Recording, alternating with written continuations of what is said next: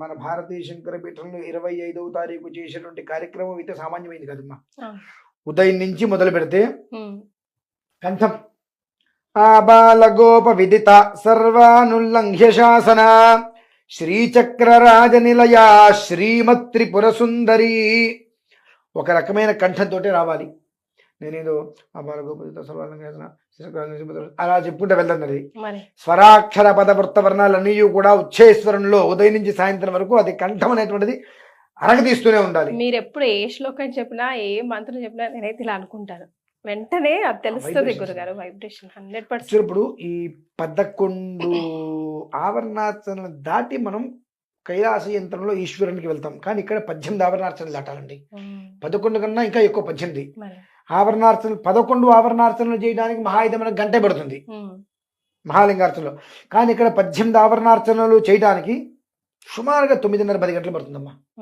ఆవరణార్చన చేసి ఈశ్వరు దగ్గరికి వెళ్తే వందే శంభుమాపతిం సురగురుం వందే జగత్కారణం వందే పన్నగభూషణం మృగధరం వందే పశూనాం పతిం వందే సూర్య శశాంకవన్నినయనం వందే ముకుంద ప్రియం వందే భక్తజనాశ్రయం చ వరదం వందే శివం శంకరం వందే భక్తజనాశ్రయం చ వరదం.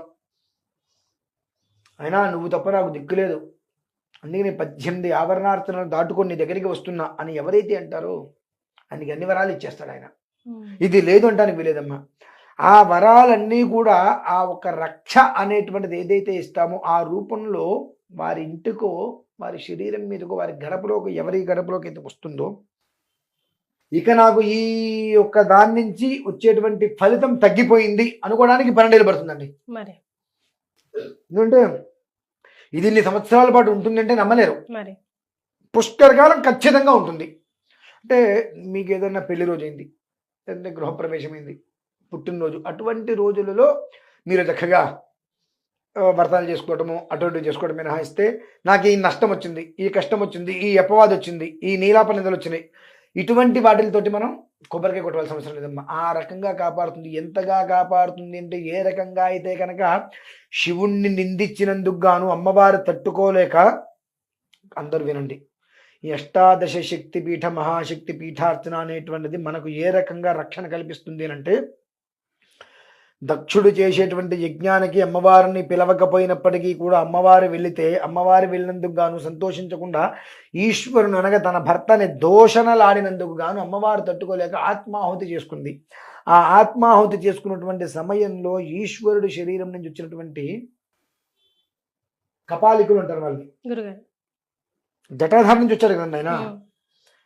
మొత్తం ఒక దక్షయజ్ఞాన్ని భ్రష్టత్వం చెందించి దక్షుని ఎలా అయితే హతం చేశారో ఆ రకంగా నీలాపనిందలు చేసి మన మీద దుష్ప్రచారాలు చేస్తూ మన యందు ఉంటూనే మనకు వెన్నుపోటు పరిచేటువంటి వాళ్ళు ఎవరైతే ఉంటారో వారిని ఈశ్వరుడు అమ్మవారి యొక్క ఇద్దరూ కలిసి అర్ధనారీశ్వర తత్వంతో ఆ రకంగా వారి యొక్క ఆ బుద్ధిని పూర్తిగా నిర్వీర్యం చేసేసి మన జోలికి రాకుండా ఆ ఒక్క ఇటు ఖడ్గం చక్రగదేశు చాప పరిఘాను శూలం భుషుండీం శిరః శంఖం సందధతీం కరైస్తృణయనాం సర్వాంగభూషావృతాం నీలాస్మత్యుతిమాస్య పాదదశకాం సేవే మహాకాళికాం యామస్తౌ స్వపితే హరో కమలజో హంతుం మధుం కైటభం ఖడ్గం చక్ర గదేశు చాప పరిఘాన్ శూలం భుషుండీం శిరః.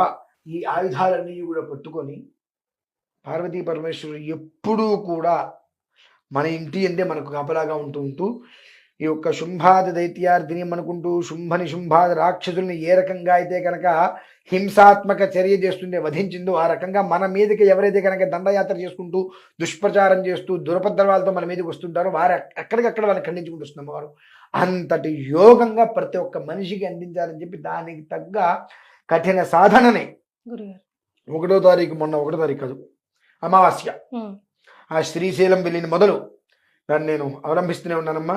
గురుగారు. రేపు కాశీ వెళ్ళటం, 7వ తారీఖు రోజు నాడు కాశీలో ఉండి ఆ కాశీ క్షేత్ర నివాసించే కాలభైరవ దర్శనం అన్నట్టుగా అక్కడ ఏదైతే విశిష్టమైన దేవతలు వాళ్ళందరూ ఒక అనుమతి తీసుకొని, ఆజ్ఞ తీసుకొని, ఒక గంగోదకాన్ని తీసుకొని మళ్ళీ 8వ తారీఖు బయలుదేరి నేను ఇక్కడికి రావడం జరుగుతుంది. దీనివల్ల ఏమిటి అంటే కొన్ని సంవత్సరాలుగా భారతీయ శంకరపీఠాన్ని ఎంతో మంది ఆదరిస్తున్నారు. గురుగారు. అంతేకాకుండా సనాతన ధర్మంలో భగవదారాధన చేస్తూ ఎంతో మంది దైవతత్వాన్ని ఆనందిస్తున్నారు. కానీ కొంతమందికి ఏంటంటే ఆ ఆనందాన్ని పూర్తిగా అందుకోలేకపోతున్నారు.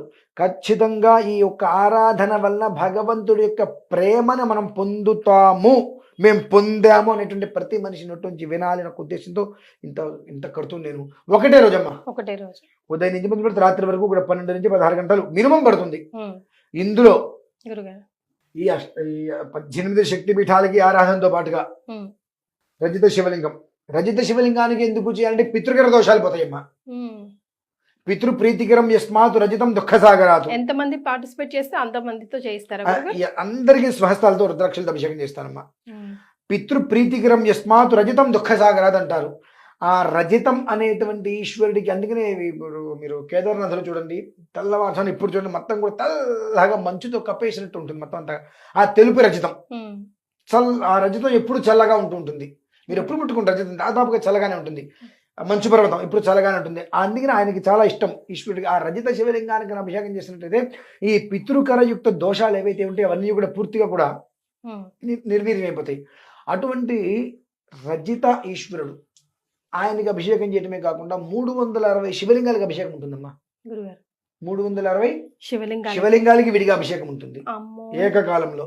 2 కళ్ళు సరిపోవు గురుగారు చూడడానికి కదా. ఏకకాలంలో అభిషేకం ఉంటుంది. ఇంతేకాకుండా దుర్గా అమ్మవారికి హరిద్రాభిషేకం విశేషంగా ఉంటుంది. మళ్ళీ